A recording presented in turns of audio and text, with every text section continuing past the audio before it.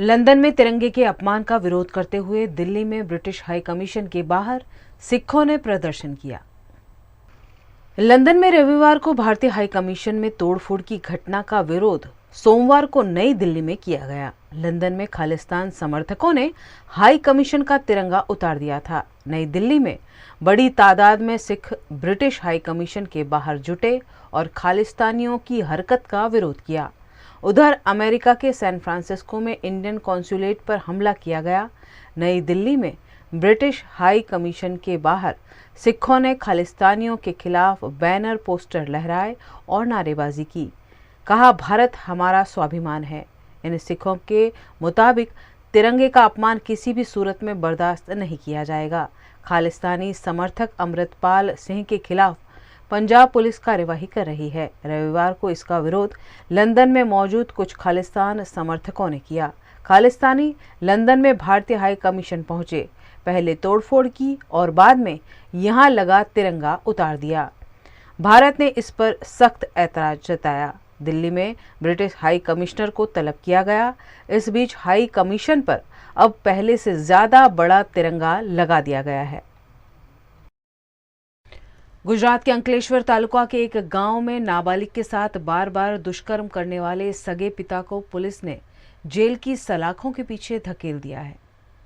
अंकलेश्वर तालुका के छोटे से गांव में कलयुगी पिता अपनी सगी बेटी को अपनी हवस का शिकार बनाता था और नाबालिग को जान से मारने की धमकी देकर बार बार दुष्कर्म करता था। मामले के उजागर होने पर नाबालिग के परिजनों ने पिता के खिलाफ पुलिस थाने में शिकायत दर्ज कराई है।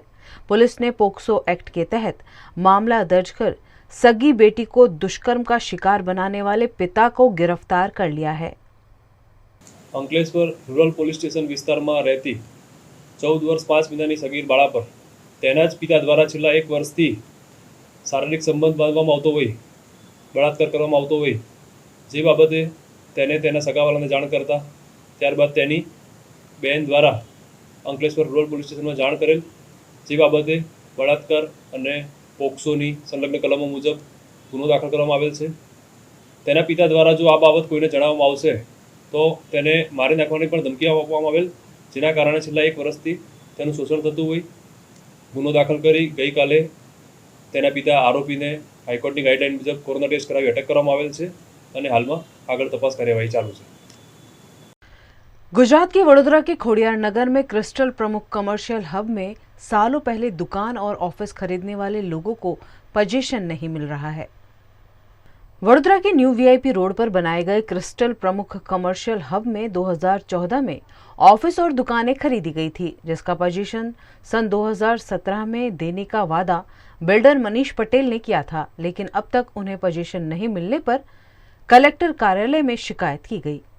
केया बिल्डर करके मनीष पटेल नाम है, ये उनका क्रिस्टल प्रमुख कमर्शियल हब जो खोडियार नगर वीआईपी रोड पे उनका साइट था, तो हम लोगों ने वहाँ पे दुकान बुक कराई थी 2014 में, और आज तक उसका ना पोजीशन मिला है ना वो मिलता है। सबका पैसे खा के बैठा है और हम लोग जब हमको मिलता है तो फिर बोलता है केस कर लो, लड़ लो, जो भी है कर लो, धमकी देता है कि भाई जो करे कर लो, हम मेरे हिसाब से देंगे। हमने कलेक्टर साहब से को आवेदन पत्र 2 बार दिया हुआ है, नहीं तो फिर हम लोग तो मरण पथारी वहाँ पे बैठ जाएंगे, क्योंकि इसके अलावा हमारा कोई है ही नहीं। आज सोमवार को भी विपक्ष और सत्ता पक्ष के सांसदों के हंगामे के बाद लोकसभा स्पीकर ओम बिरला नाराज हो गए। उन्होंने कहा कि हंगामे से संसद कैसे चलेगा और सत्र को फिर एक बार मंगलवार तक स्थगित कर दिया गया। राहुल गांधी की माफी और अडानी मामले पर हंगामे के बाद सोमवार सुबह स्थगित हुई सदन की कार्यवाही दोपहर 2 बजे बाद फिर शुरू हुई, लेकिन राज्यसभा में कार्यवाही शुरू होने के कुछ देर बाद ही सदन को मंगलवार तक के लिए स्थगित कर दिया गया। वहीं लोकसभा की कार्यवाही कुछ देर चली। भाजपा और कांग्रेस के हंगामे को लेकर लोकसभा को भी मंगलवार तक के लिए स्थगित कर दिया गया। इससे पहले 13 मार्च को बजट के दूसरे चरण का सत्र शुरू हुआ था। सदन शुक्रवार तक लगभग स्थगित ही रहा। उसके बाद शनिवार और रविवार को 2 दिन की छुट्टी थी। सोमवार को एक बार फिर सत्र शुरू हुआ, लेकिन हंगामे के बाद फिर स्थगित कर दिया गया।